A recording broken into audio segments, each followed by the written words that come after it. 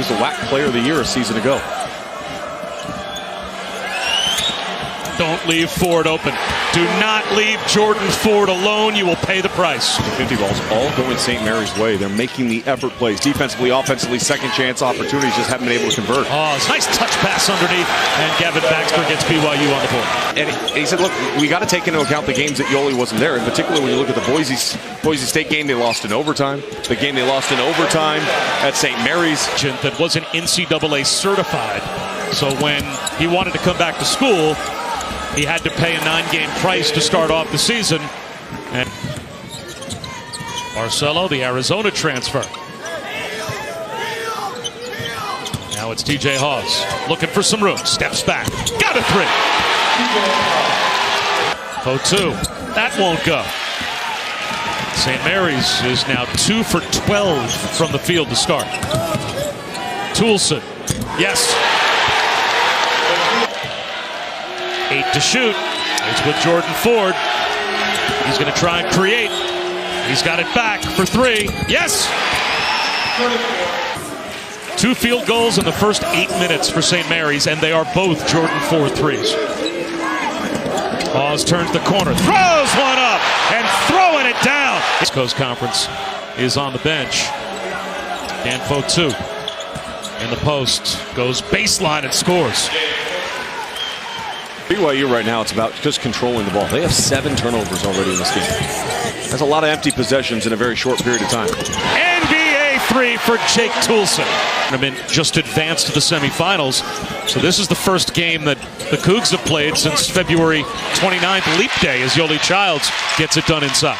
Right now, 4 turnovers in the last couple minutes. A couple of those are shot clock violations. That's the difference between BYU this year and BYU in shooting 19% so far.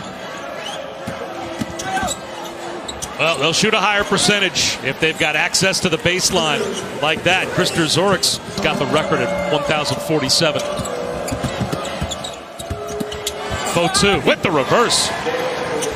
Had the rebound. Try to flip past to Celius. It's a turnover. Here's Fitz. Yes. The number 1 minutes played player in all of college basketball. Well, and without him on the floor, you can defensively back off guys. I mean, not as many three-point shooters on the outside. Toulson from way outside. You try to bait him into shooting the outside shot. Dribble penetration is where he hurts you. Skip pass to the wing, and there is a 3 made by a wide-open Alex Dukas, the freshman. Yoli Childs gets to the baseline and throws it down. How about that rip and go? Turn and face, rip and go, baseline right to the rim. Ended of a game they lost by 30 at home to Gonzaga. This makes no sense that he's been on the bench this long.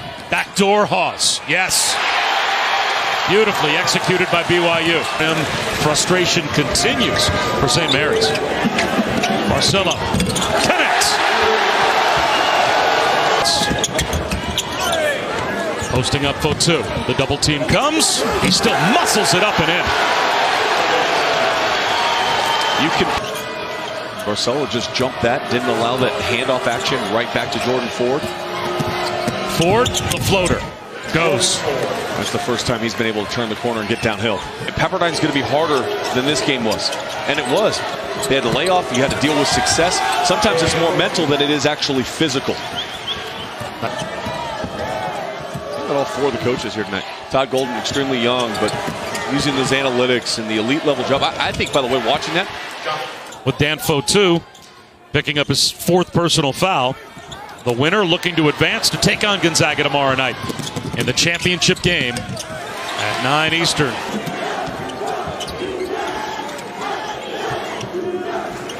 Child steps back, hits a 3.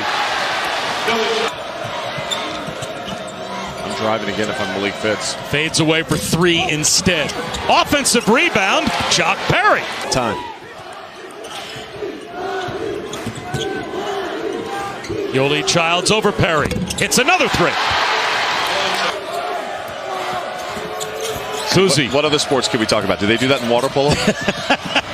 Fotu playing with 4 fouls. Back in the game, lays it in. If there was anything flagrant or malicious, when going back there, they could now assess that there was actually no foul. So they rescinded the foul.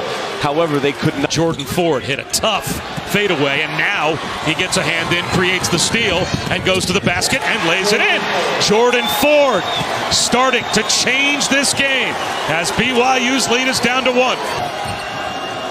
Jordan Ford thought about a step back. Leans in. Connects.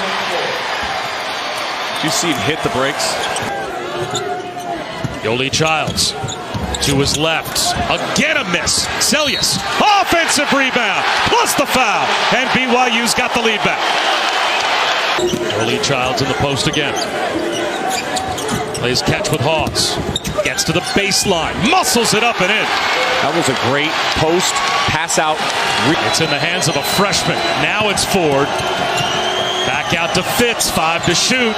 Fitz off balance. His second field goal of the night. Makes it a 2-point or a 1-point game. Throw it in. It's into Ford. Jordan Ford for the win. Got it! 1.4 seconds to go. Court line. Take one dribble. You've got time for one dribble here.